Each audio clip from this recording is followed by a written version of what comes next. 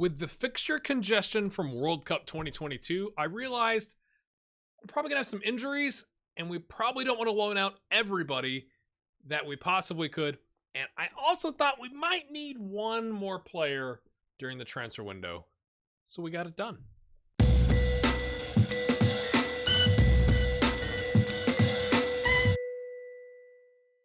All right, my friends, welcome in. Thanks for your support. Hit that like button if you're enjoying the content, but only if you're enjoying it. If you're not enjoying it, leave a comment so I can get better to bring more content that you'll like to your screens.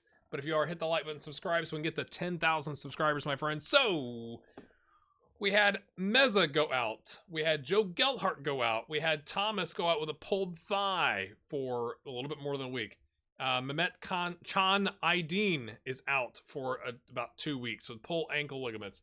Marius Butler went out with a groin strain for 3 weeks. Robbie Matondo, good luck selling an injured player, out for about a month with a twisted ankle. We had Evan Rotundo get a pulled groin. So it was like pretty much, aside from Thomas, all in the attacking third. That was not very good, my friends. So we've gone out and we've loaned a player on a free. This is one of those that I couldn't believe we got the opportunity to actually pull this off. Joshua Zirkzee from Bayern Munich was on loan last year at Anderlecht, and we scouted him then. That's when he popped up on my screens. It's like, that's a cheeky little player that we'll probably never be able to afford. He, did a 6.92, 12 goals, 2 assists, 39 appearances. So like putting in the time, 37 of those being starts.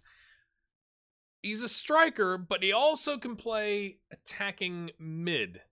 And he could, in a bind, play on the left or right wing in the attacking mid. But I started going, okay, if Maximiliano is hurt, which he has been the entire season, and we need a 10, essentially our only other option is either Zalazar, Simons, or Evan Rotundo, who's just, none of those are natural 10s. Like, Simons is supposed to be rotating with Zalazar for the box-to-box midfielder. He can do an advanced playmaker, so he's primarily played in the 10 for us. But I went, maybe we just need a little bit more depth. We have Marvin, but Marvin's not really a 10. He's definitely more of a pressing forward. And Joshua Zirkzee is a free. Impact sub, isn't going to complain about minutes. 0 cost, 6'4", seemed like a really good deal. Especially considering the comments about Guardiola not having had a good season last season. I think 14 goals, on a 6.84, it's not a terrible season, but yeah, he's not, it's been a minute since he's had a ton of goals. Like, is it Cordoba in La Liga 2, putting in the 22 goals? Yeah, he's given us 7 starts and a single goal on a 1.68 expected goal with a 6.44 rating.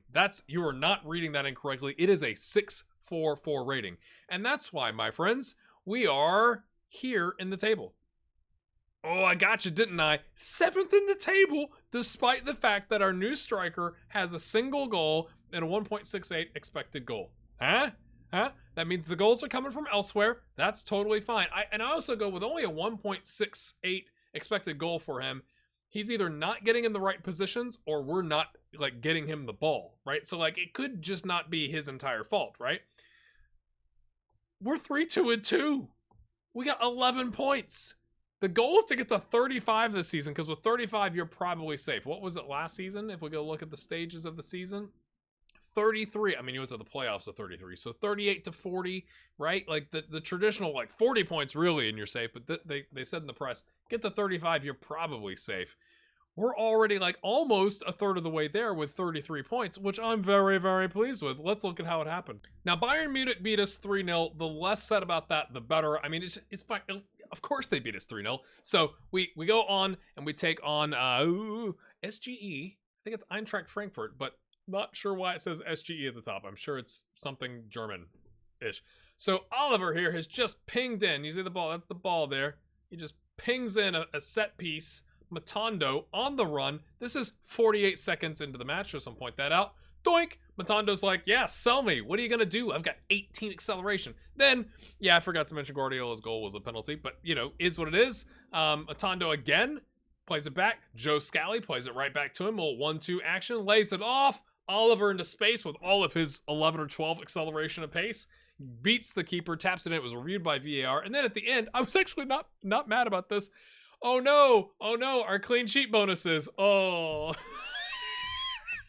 So after that 3-1 win, we take on Fortuna Dusseldorf away from home. Ball here, played forward.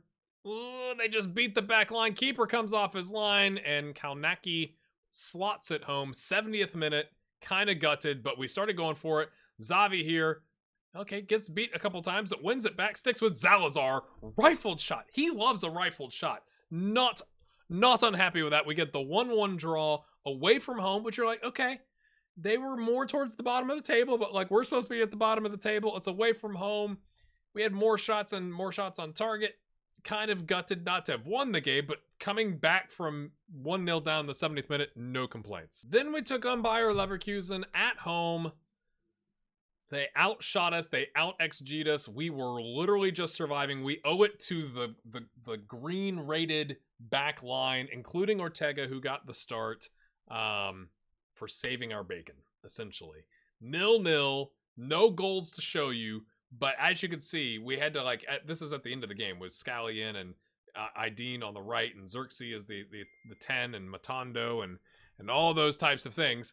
But really poor ratings. That's why I go, is it really Guardiola here? He's on a 6.2. Great. I mean, that's not great. But like Matondo's on a 6.1, Xerxes on a 6.4, Ideen's on a 6.5. Yeah, like nobody's playing well in the attacking third. Then against just enjoy that. Just enjoy. We'll watch it again. We hosted Wolfsburg, top of the table Wolfsburg, my friends. We're going to watch that one again.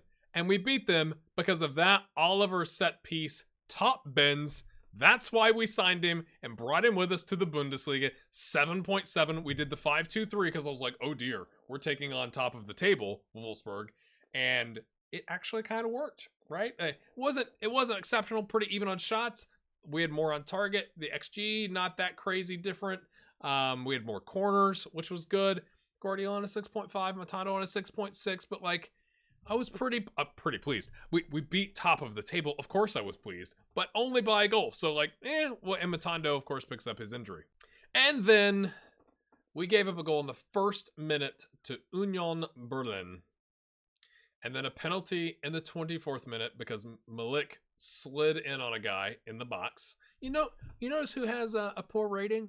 Yeah, it was Malik on a 5.8. You know why it was a 5.8? Because he got sent off. I love. You go to halftime, you're down 2-0. You're like, lads. They're like bottom half of the table like us. Lads. And then you single out Malik. Malik, don't get sent off, bro. And he's like, got it, boss. And then in the 48th minute, he tackles a guy and gets sent off. And of course, we didn't come back. So we lost 2-0. Although that being said, being 3-2-2 with that many fixtures in August as a team that just got promoted and beating Wolfsburg, not unhappy. Not unhappy one bit. I think we've surprised ourselves, to be completely honest with you. Again, look at that. I mean, just look at that table. Look at that table. We are, again, it's early, right? You want to get to probably 10, 11, 12 games before you start feeling like any kind of good. But like, we're currently 7 points ahead of Stuttgart in the relegation zone, and we'll have to see what happens with this game in hand. But like, we'll take it. Gladbach is probably going to jump us to get 2 games in hand. I don't care. We're at least mid-table right now. We just have to keep it going. Also, the only other transfers we had were Matthias Hansen went to NAC Breda. They're not paying him, which is interesting. He's not getting paid. Or is it like it's an amateur contract. He's in the reserves. That's interesting. And they paid cash money for him. The reason we did a thing where I was going to lose players, right? The whole like provisional contract thing and all that kind of stuff. So we just offered them contracts, but the whole plan was to offer them a contract so we could sell them. Like, that was, not many of them are going to develop to being first team players of the group that we got rid of. So like, we have a clause on both of these guys. Mikael Maiden, 60 grand. He had 3 to 3.5 star potential. maybe could have gotten more for him. But my friends, if you go to the clauses here, Hansen, we get 50% of the profit of his next sale, if there is a next sell, right? Like, he's on they paid $6,000, so it's essentially he goes for anything. We're getting 50% of that. And then the other one, Mikhail here, is 40% on $60,000.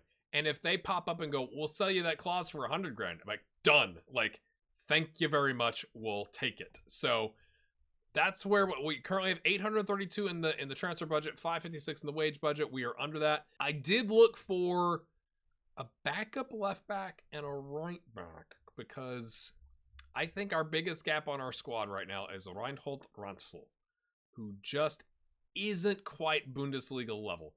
And he thinks he's deserving of a new contract. And I just want to be like, bro, you're on a 6.47, mate, in 4 starts in the Bundesliga. I wouldn't be asking for a contract. Oh, and that was the other thing. Malik was like, hey, can I have a contract? And I was like, we'll talk about it at the end of the season. And he goes out and he gets sent off, I guess, to send a message, like, yeah, if you don't have me a contract, this is what's going to happen to you, Muggsy. Yeah, I don't know. So we brought in some like players to trial. I just haven't been like, I'm curious about this for you. The whole deadline day experience where it's like, it's super fancy, and I can appreciate it. Like, I can appreciate the programming that Sports Interactive put into it, with like all the stuff moving and offers and agents and all this kind of stuff. How I like to play is I want my stuff sorted before deadline day. I do not enjoy the chaos of like, oh, nah, what's happening? I do not enjoy that whatsoever. And so I'm also, especially in the situation we're in, right, with the finances, I'm very rarely, if ever, going to just blindly sign a player. So it doesn't do me any good to have all the agent offers coming in, as part of deadline day, because I go like, I haven't scouted that player. I'm not going to buy them. I appreciate you bringing them to my attention, and we'll send a scout out for like the next transfer window, but I'm not doing anything in the midst of that day. I want to have players, I'm not saying 100% scouted, but mostly scouted, and just wasn't, no one was available that was worth disrupting the squad for. I am a little worried. I'm thinking if we could find a left back prior to the January window, then we would try selling Mendel. He's wanted by Lorient and Sochi. Yeah, like where the races, the F1 races. He wants to wait to see his options at the end of the season. He's a fine backup. That's the thing. Like, I don't want to go sign somebody that's going to take Thomas's job, although Thomas could play like DM if we want to change the system. But it's like, Mendel's fine, except that we paid like something stupid for him, $6 million, and he's not worth that. So like, we're gonna, as a club, take a loss on him. And then again, I think I'd put this on the last episode in the comments. I went, let's keep the likes of Marvin around, and Karim and Timo Becker and Evan and those types of players, because one, we started getting a lot of injuries, and two, with this fixture congestion here, it makes sense, I think, to have a bigger squad. And then right about here, start sending players out when like the schedule goes back to normal. And maybe by that point, we're not involved in the DFB-Pokal, which we will get to again today. If you're wondering who all these other players are, they were in the second team, but I couldn't provide mentoring. I couldn't put them into a mentoring group from the second team. So essentially, I pulled them up from the second team, made them available for the second team, but plopped them into our mentorship program because, keeping them around, getting the look and feel of the club. Verdad, the one determination, probably needs somebody to put an arm around him like every day. Like, mate, it's okay, I did try and sell him. No one was biting. Leo was like, I'm disappointed that you haven't loaned me out. And I was like, there's literally no one interested. And he was like, I know how hard this is for you. I just think that's the weirdest response that they've coded in. It's like, oh yeah, fair point. Like, nobody's interested in my services. Okay. I said the less that's said about Bayern Munich, the better, but somebody with keen eyes left a comment and said, oh, hey, it looks like Kylian Mbappe went to Bayern. Yep. I can't remember if it was Joe Scally or Reinhold got to take on Mbappe, but it wasn't good either way. Yeah, he went on a free. He's making 300 grand a week. Just on free. Just on free. I mean, look at that team. That is disgusting. So we're taking on Bayer Leverkusen again, this time in the DFB-Pokal Second Round. We are going with our best team in hopes that they've rotated a little bit to be like, oh, it's that Schalke team, right? We didn't get a win against them, right? Am I thinking of that correctly? Yeah, last time we went 4-2-3-1 against them. We did not get the win, although we had Malik in at right center back. So Steve Cook's going to make all the difference. We're going with our strongest squad. Zirkzee, again, is going to play the 10 as that advanced playmaker on attack to try and get us going there in the middle of the park. Gelhardt is good for 60 minutes. He's coming off of sprained ankle ligaments. I'm a little nervous about that, but he has been, quite the player for us. So he's going to come in here. We got Oliver pinging in the crosses and Guardiola. I'm wondering if as well, because I'm not a tactical genius here, if it might be better. I like that Guardiola can play as a complete forward, but would it be better from a structure standpoint to give him one role? I just want you to do one thing, because again, from a development standpoint, he does not know. I don't understand. I guess somebody that knows training needs to give me this explanation again. How can a player with a bright green dot for complete forward not understand the position, role, and duty in the team? That doesn't make any sense to me. Shouldn't he? He knows the role. That's why it's green, right? Anyway, Marius down here coming off an injury as well. Will come in for Gelhardt at some point. He's only good for 45 minutes, so we'll bring him in maybe the 65th minute, something like that. Or maybe the 60th minute, so Gelhardt can come off at the 60th minute like he's supposed to. Yeah, Flick, Joe Scally, Malik, Mendel, Xavi, Sane, Marvin. Those are your options, I guess. Technically, Marvin is the striker. He goes on the bottom. It's very important to have a correct structure with your bench. We do have our cup goalkeeper in Ortega, so maybe we can we really do need to get a result here. Let's show everyone what we're all about. How about them apples? Let's go.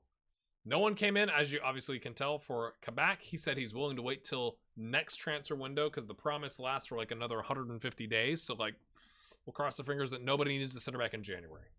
All right, friends, we're away from home. I mean, again, 1-2-2 in their last 5 versus us 2-2-1. Easy for me to say. Let's go. Big home crowd. Oh, can we get another Oliver set piece? An early set piece goal for Oliver would just make our lives a lot easier. We got all the possessions, 71% early on. Cross comes in, but taken away, punted to Kabak.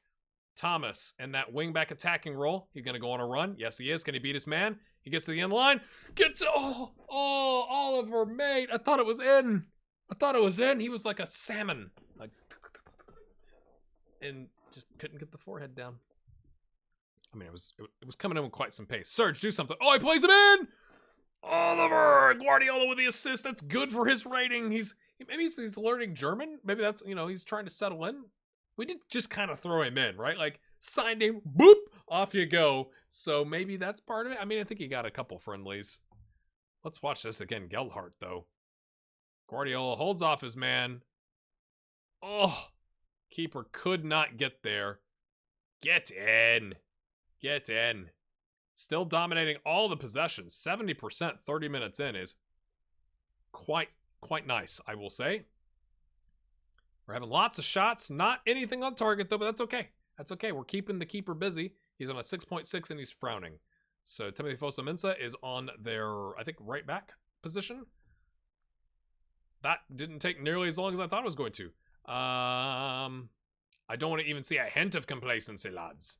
Get in. I'm not going to talk to Victor. Victor, you just do your thing, man. You Icelandic legend. Kabak's looking a little knackered. I have gone the strongest squad, right? No sense in rotating it. It recommended we bring on... Zalazar hacks it off the line. I thought that was the keeper's mitt. But it said, Simons could come in and Malik could come in, especially because Malik is going to miss the next game because he got a yellow card accumulation. Oh, okay. I was wondering if that was going to be a whistle and a yellow. but I think we need to win this game because the board wants to get to the third round. The money is important for us as well. Oh, I got to pause. We got to take Gilthart off. He's like, mate, my leg or my ankle, whatever it is, it's hurting. Butler can come on. We are playing balanced, as you can tell, away from home. Come on, lads. Reinhold starts off strong, but then fades. Same thing. Kabaka's down to a 6.9. He's tired. Xerxes. We just had an international break, although some of them did, I guess, go on the international break. I think this is risky business. I think to try and see the game out, we'll bring on Malik. And I'm going to put you on attack, I guess. The whole job, nothing but the job. Is that taking off a tired 10 to bring on an extra center back, and then maybe if we need to shift, but I'd like to keep Kabak on for the last 15 if we could. I think that makes sense to try and see the game out. Maybe frustrate them a little bit. Solidify the defense, maybe, especially get Reinhold up a little bit further. Like, if he makes a mistake, well, at least he's a wing back, like, go on, man, you do your thing. And then we'll make one last sub here. I think it's going to be Joe Scally. Joe Scally, come on down, sir. He's done all right for us. I'm a little confused as to why he's only a 2-star. They've gone 4-4-2. Did they not want to win the game? They're like, no, we don't want to go to the third round. We will happily take that win, my friends. Outstretched arm. Excellent win. That's much better. Guardiola with an assist. Get in. Of course, now our whole first team is tired despite the international break. And, there's another stretch of like 47 games this month. But, needs must. Wow, the draw for that is not until October 28th. And we get, you can't see it, 702 grand for appearing. That's big. We just got 351 for appearing in that round, so we've guaranteed ourselves another 700 grand. When you got this much of a bank balance problem and that much in the debt, every little bit counts, especially if you're getting a split of the ticket revenue and all that kind of stuff. With that being said, my friends, we got to bring you back for Dortmund at least, but maybe it'll be a double header. I don't think doing Dortmund and Leipzig will be fun. We'll have to come back in here, but definitely next time you see us, we'll include Dortmund. Maybe Cologne and Dortmund. Maybe.